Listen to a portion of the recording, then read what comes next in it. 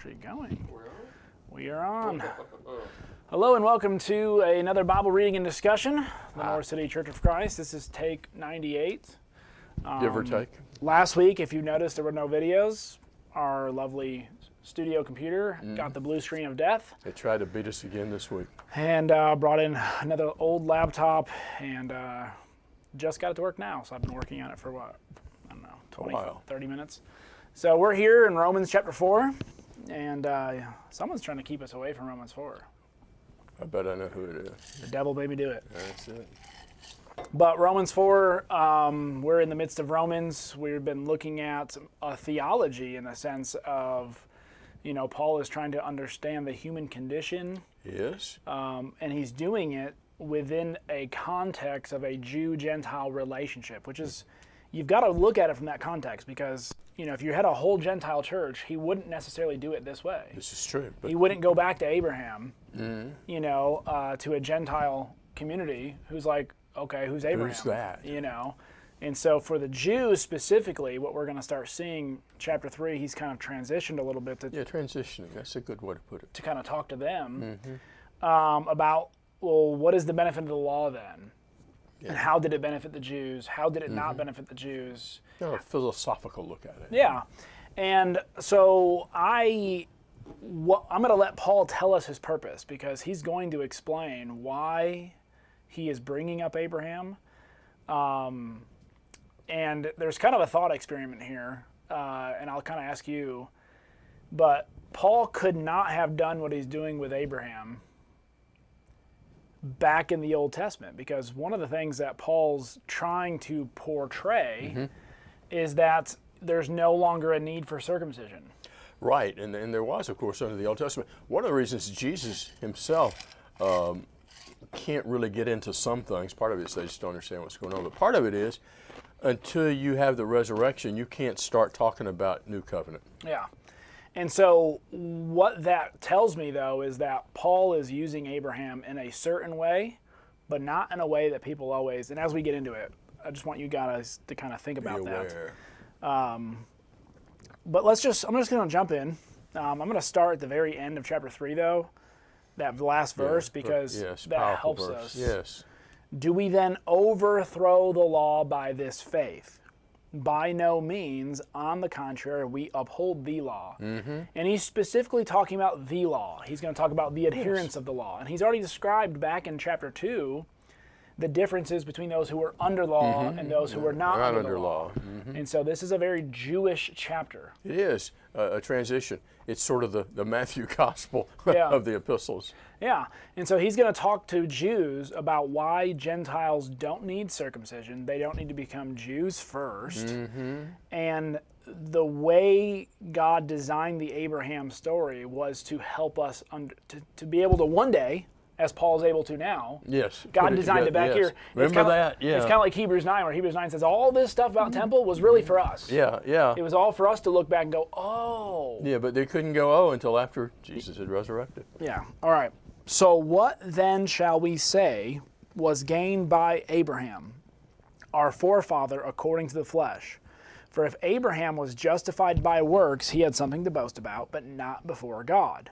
So there's a dual aspect here. There's the aspect of the Jews thought they could be saved by the law keeping. By their works. We just do the law and we'll be all right. Well, the law didn't even come into existence.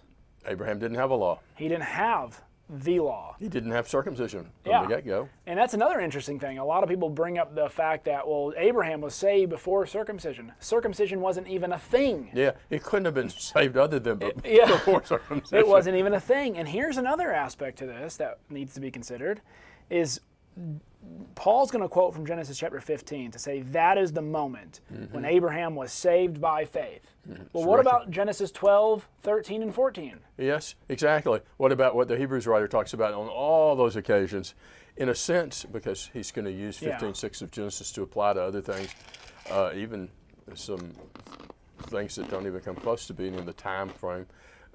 But that's where God sets a mark. Yeah. And he goes into a covenant. Yeah. And so that has a distinguishing aspect to it, that of formality. But it isn't the first time God's done anything like that. No. And this chronology, Paul is saying, is for the benefit of the Jews so they could easily understand that what God did with Abraham can be done with those who are not under the Mosaic law. Because he did it without the law of Moses. Yeah. And so, and the promise was for Abraham for many nations. Which is all the who big deal. Yeah. You go to Genesis 3, and the law served the promise. Yes. So, all right. So, for if Abraham was justified by works, he had something to boast about, but not before God. For what does the scripture say? Abraham believed God, and it was counted to him as righteousness. Now to the one who works, his wages are not counted as a gift, but as his due. Basically his paycheck. Yeah. You know. When you get your paycheck, you don't say, "Oh, thank you. I didn't expect you to do this." No, you got to do that. Yeah, and if you don't get it, you go in and you demand. Go to court. Yes, the law is on your side. And so there's nothing that Abraham ever did to demand of God that he must be saved. You look at the occasion of 15:6 here in Genesis, and he's just wondering, what in the world am I going to do? I don't have an heir. Well, and that's the thing. He believed God that God said, I would give you an heir. But here's another interesting thing. How strong was that faith? Well, Because Paul's going to crescendo to Genesis 22 in Romans 4 about how the fulfillment of that faith was found in the fact that he believed God finally. it's a building thing, and so it is with us. Yes. We're going to work Sarah into this. Yep. We're going to get the sacrifice in. James is going to bring the sacrifice into it, Yeah. and all kinds of things. So it's a process. It's not a once and done faith thing. It's a way of looking at life that grows. Yeah, faith is, and that goes back to Paul's original intent in Romans chapter 1, is that I write these things so that you may have an obedience of faith. And obviously he's not using the word obedience there in the same way he's talking about someone earning something.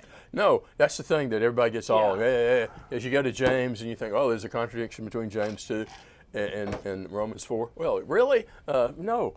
Paul begins and ends Romans with works of faith. Yeah. But Paul is establishing a truth that they know to be true, bringing them back that Abraham is a pre-law figure who was saved even before the covenant of circumcision. Because, okay, he's saved before law, but he had circumcision. And circumcision is the seal.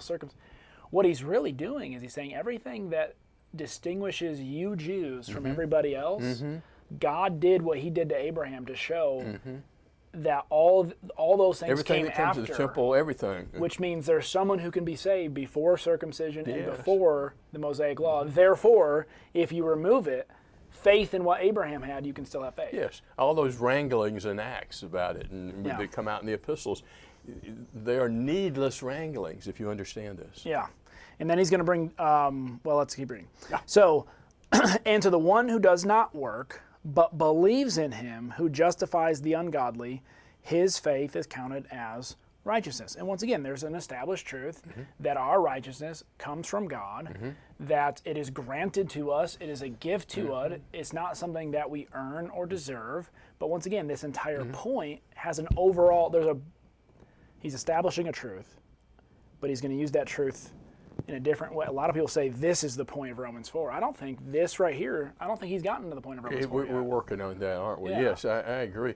One thing too about this is this doesn't mean not working, doesn't mean that you just stay at the house and don't go into work and your boss says, oh, don't worry about it, I'm going to send you a check anyway. That's not what we're talking about.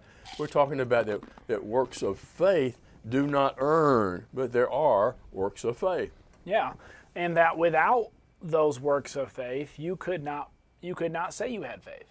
No, you got to be able to say that. Yeah. And James points out, you can't just say it and it's so. You got to have some credibility behind that. It'll vary with person to person, but you got to have something that you do because you have faith. And there's a living faith aspect to it, and that's why I think the chronology of even Genesis 15 is important, because Abraham's already displayed something. Yeah, from And the he's already get-go, done he something. leaves. And Hebrews writer points out By faith. And Abraham kind of had to go through that because he's already failed several times and realizes that God Yep. has been the one who's bailed Sarah out, his wife. Yeah, he's you know. bailing all over the place. So, all right, so just as David also speaks of the blessing of the one whom God counts righteous apart from the works. Big two, Abraham and David. Yep. Blessed are those whose lawless deeds are forgiven, as whose sins are covered. And here kind of comes back to the Jews.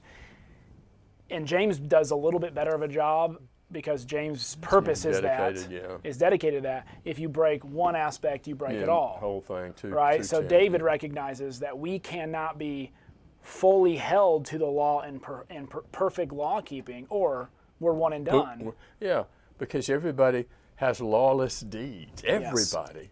David knows it because he certainly does. And there's no sort of propitiation in the Old Testament that'll ever make us righteous enough to not. We'd always need another sacrifice. We're always going to need another sacrifice. And even no matter how many there are, they really are pointing forward to something. Yes. They really have no efficacy other than God says it's there. But as we will get in, or what we actually got into, God has to be just. Yeah. Yep. All right. So, blessed is the man against whom the Lord will not count his sin. That's huge. Yes. Is this blessing then only? And here's where we're going to start getting our purpose. Is this blessing then only for the circumcised or also for the uncircumcised? For we say that faith was counted to Abraham as righteousness. How then was it counted to him? Was it before or after he had been circumcised? It was not after, but before he was circumcised. Once again, the sign of the covenant wasn't even established yet. No. And he's going to tell us why. Hence, law serves promise. Yeah, he's going to tell us why God established it this way. Because I will tell you, after circumcision is established, people who do not get circumcised, God holds accountable to not. Right? He kills them for not. So much so that Moses. Yeah, Moses gets, ooh. Moses and his wife was like, "You almost killed us." Come on, man. And they circumcised their boys. Yeah. Right there on the spot, which is a weird, awkward. Man, I'm telling you what. So, how then was it counted? All right, I read that. Verse 11. He received the sign of circumcision as a seal of the righteousness that he had by faith while he was still uncircumcised. The purpose, here it is, the purpose was to make him the father of all who believe without being circumcised, so that righteousness would be counted to them as well. There it is. And once again, it's indisputable. It's indisputable, and he's already distinguished. He uses circumcised as a code word for Jews and uncircumcised as a code word for Gentiles. Paul is telling us the way you read the Genesis story, God designed it that way and gave Abraham the accounting of righteousness before circumcision, so we could then look back and go, look, Abraham is the father not to just Jews, but also to Gentiles. At Galatians, when it gets into a lot of this, the very last verse of Galatians 3, speaking to Gentiles, we are all Abraham's seed, heirs according to the promise, because we have entered into the seed promised Christ. Yeah, and the Messiah allows us to do that. It's in Christ, one of Paul's constant phrases. So, and to make him the father of the circumcised, who are not merely circumcised, but who also walk in the footsteps of the faith that our father Abraham had before he was circumcised. So there is a walking, this faith is a walking, or you can call it an obedience. Yeah. There is a following. If we walk in the light. There is a way of life that faith develops, and the circumcised, those who are circumcised, he says it was for them as well, for them to learn to live that way rather than just check, hey, circumcised. I did the Passover. Went to the temple.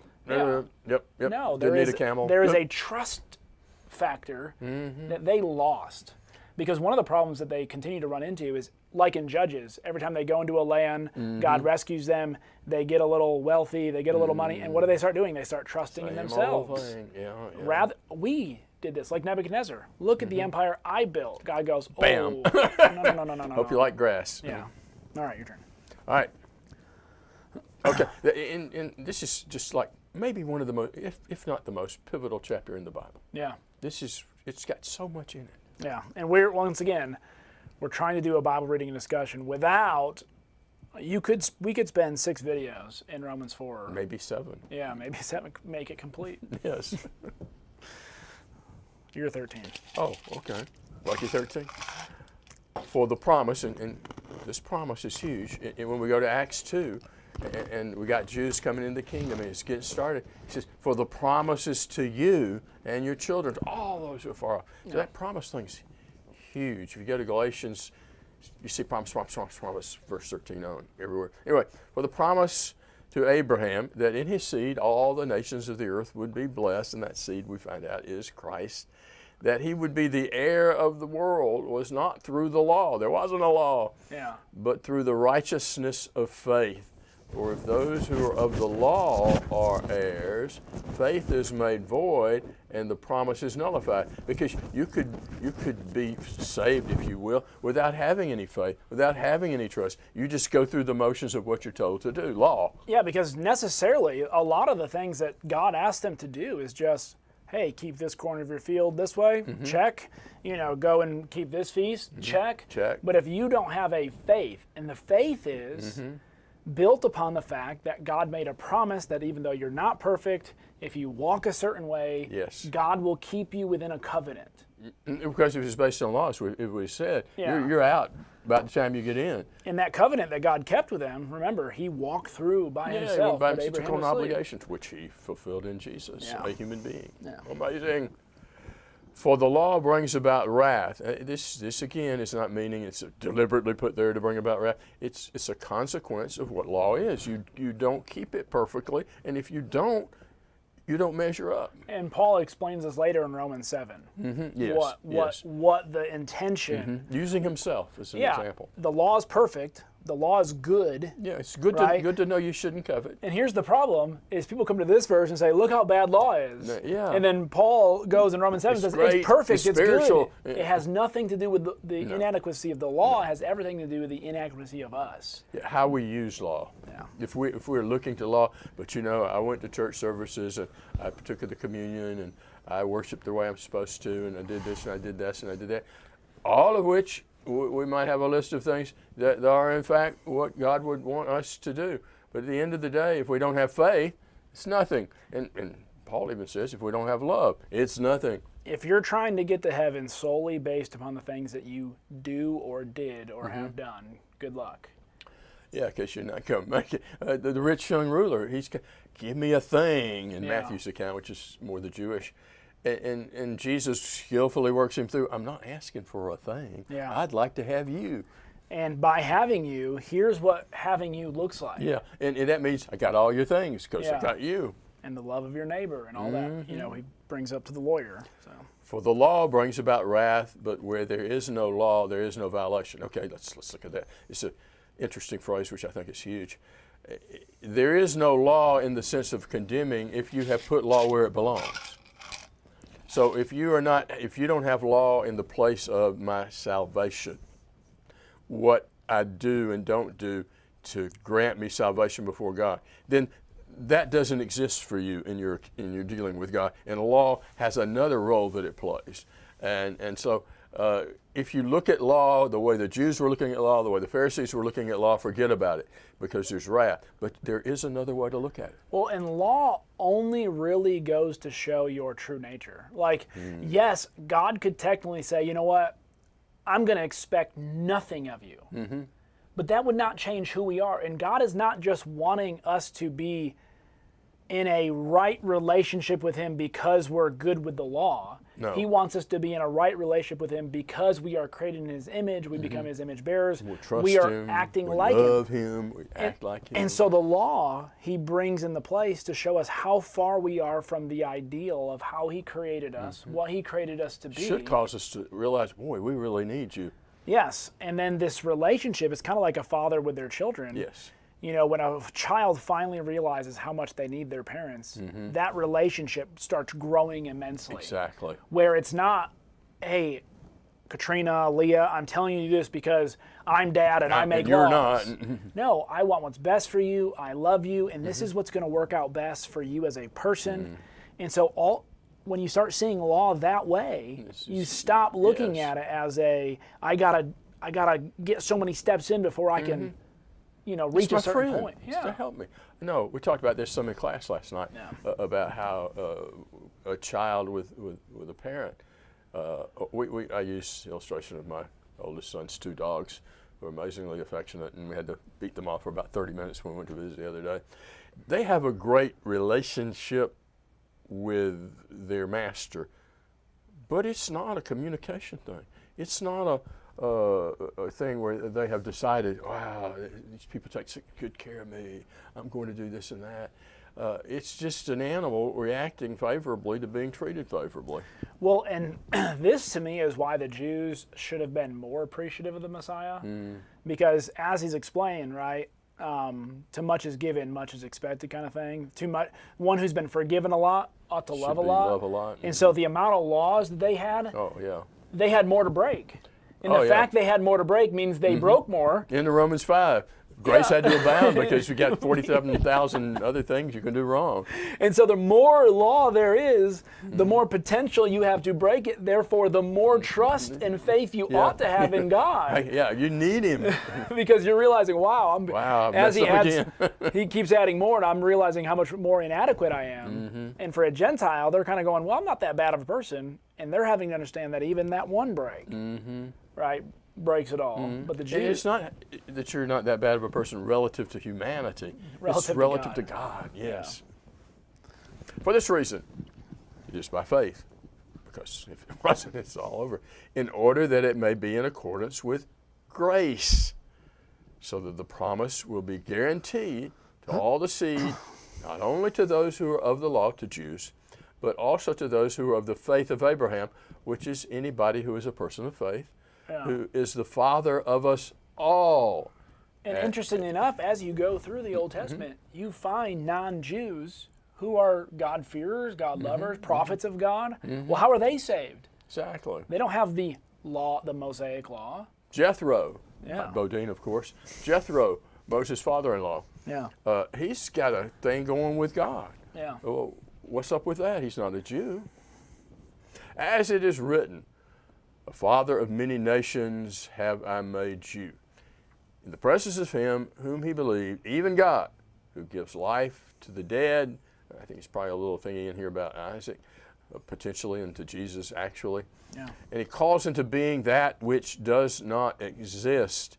In hope against hope he believed, so that he might become the father of many nations, according to that which has been spoken. So shall all your seed be. So this is all-inclusive. Jews need to warm up to that, realize that what they were looking at the law as being, that really wasn't what it was all about. And Gentiles, of course, then can come into that faith network. And Ephesians 2 has a different way of saying this idea of, who gives life to the dead, calls into existence the things that do not exist. And in context, he's speaking about those who are uncircumcised, as Paul would say in Ephesians 2, they had no promise. They were not heirs. No, they weren't in the picture. They weren't in the picture. They didn't have the hope of Christ.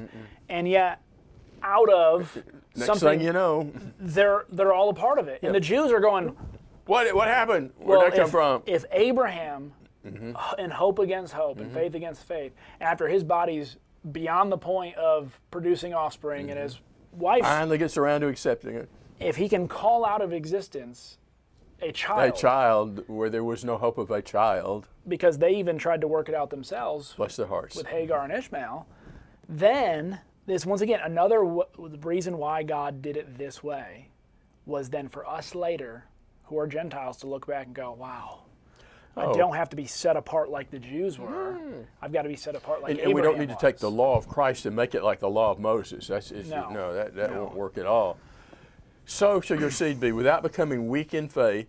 Now, here's another thing. This is a relative term because he has his ups and downs. But if you look at a snapshot, but if you look at the big picture, you make a video out of it.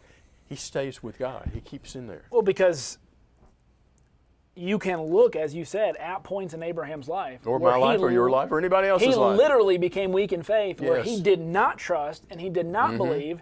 And what we're not saying is that all of a sudden he lost that covenantal promise. No, he's in and out. He unlike David, that it says, he departed with Bathsheba, distinct from all the other things he did that were wrong. He doesn't depart. And we can liken this to children who it's kind of hard to get them in line. It's kind of hard to do this, kind of hard to do that. And as they go along, what they are 10 years after you're having all this trouble with them can be vastly different. And that doesn't mean you throw them out. Yeah. Every time you realize it's a process. Yeah. I just find it interesting that Paul started with Genesis 15, but the one that he's going to say is for our kind of faith that we're looking to have, what we're to take away from Abraham's life is the ending of his life in the trusting of at the moment of Isaac. Yeah. And that's where we need to look to and go, that's what we need to grow into. Yeah. That's what our faith needs to mature to. He was headed in a direction. It's a little Yeah. messy from time to time, but God saw that his faith, his trust, was the kind that would keep going and improve. Yeah, and grow. And that's what he wants with us. We can be really messy sometimes, but are we going somewhere? That's the key. Without becoming weak in faith, he contemplated his own body, now as good as dead, since he was about 100 years old, and the deadness of Sarah's womb, she not having children. Yet, with respect to the promise of God, he did not waver in unbelief. Again, this is the big picture. Did they resort to Hagar? Well, yeah, but is that the end of the story? Well, no. And Hagar was after Genesis 15. Mm-hmm. So they're in between this. In-betweeners. But grew strong in faith, giving glory to God, and being fully assured what God had promised, he was also able to perform. And again, as you said, that comes at the end of this cycle when he's asked to sacrifice his son Isaac. Well, and the Hebrew author even lets us know that Abraham had a faith that would, even if Isaac died, that God would raise him from the dead. God's a promise keeper. He can be trusted. He's got a history with Abraham. Therefore, it was also credited to him. If you got King James, every time Genesis 15:6 or a part of it is quoted in the New Testament, it almost always translates it a little differently, even though it's the same Greek words, because the committees never got together. So credited, accredited, counted. It's an accounting term in many ways. Reckoned. Therefore, it was also credited to him as righteousness. Now, not for his sake only was it written that it was credited to him. So he's a sort of an archetypical guy here. But for our sake also, to whom it will be credited. And he's talking to an audience that's primarily, at this point, Gentile, as those who believe in him who raised Jesus our Lord from the dead. And you mentioned the Hebrews writer. Isaac was given back as a type of whom? Christ. Yeah. And so that's why when Abraham says, or when Jesus talks about if Abraham were here, he would believe in me. Exactly. And here Paul is bringing up that same idea, but for us, that Abraham believed in the power of God being able to raise people from the dead because he realized the promise is so strong that even if a person dies physically, if God can create the world into existence and bring it from nothing, that's kind of small potatoes. Then what is bringing someone back? Come on. If Abraham had been journeying around with Jesus, he's going to be doing this all the time. Man, these people don't get it. They just don't get it. They keep talking about me as their father. They don't know who I am. Yeah. He who was delivered over because of our transgressions was raised because of our justification. Jesus, who puts it all where it needs to be. Yeah. So, and now this kind of comes to a couple concluding thoughts in Romans 4. Is first, Romans 4 is not over. No. It continues. This thought is going to build upon itself. This is a starting place. And Paul is going to continue to build upon this till we For get a while. I mean, for a while. This is going to be a thought experiment. He's going to expand all these pieces and explain them. Well, what are all these They all fit. What are all these? What about Adam? What about our Exodus story? What about baptism? What about the law? How does the law, how does the law bring about wrath? He's going to explain that. What about the Spirit? We haven't talked. We're talking about justification. Yeah, we got to get that in there. We haven't talked about Spirit. How can the law function like it's supposed to? Yeah, and so ultimately, what we're going to conclude with, especially at the end of Romans 8, is the fact that who can separate us from the love of God, right? If we understand this, well, nobody can. Nobody can, because if it's based upon law keeping, then anybody, we do it to ourselves then all the Satan time. does have accusation, Oh, and yes. that's Romans 3. He became just and the justifier. Zechariah, way back when you got the Joshua the high priest, he's dirty. Well, yeah, he is, but what does he represent? He represents Jesus. Yeah. And as much as he represents Jesus, He's clean. he has taken on a role that God Can't be can touched. use. Can't touch that. Yeah. So, all right. Well, there's Romans 4 once again. as much as we could probably put into one video. Yeah, man, I know. You know, Yeah. this is one of those. If you just keep reading Romans 4 and 4 Take over and what over you and got over here again, and bring it along with you. but you got to keep reading and you got to watch this narrative develop, because Paul is not I'm going to talk about this. Well, now I'm going to talk about this. Well, now I'm going to talk about this. Yeah, No, it's an argument. This is not a book, chapter, verse study. No. Though there are chapters and verses there didn't used to be. This is a thematic, progressive study. Yeah, and it's going to progress pretty far to the point of the Spirit being able to live inside of us. And it starts with a faith that Abraham Yes, had. yes. But all right, well, there's Romans chapter 4. We love you. Hope you have a good day. Yes. Like, share, and comment.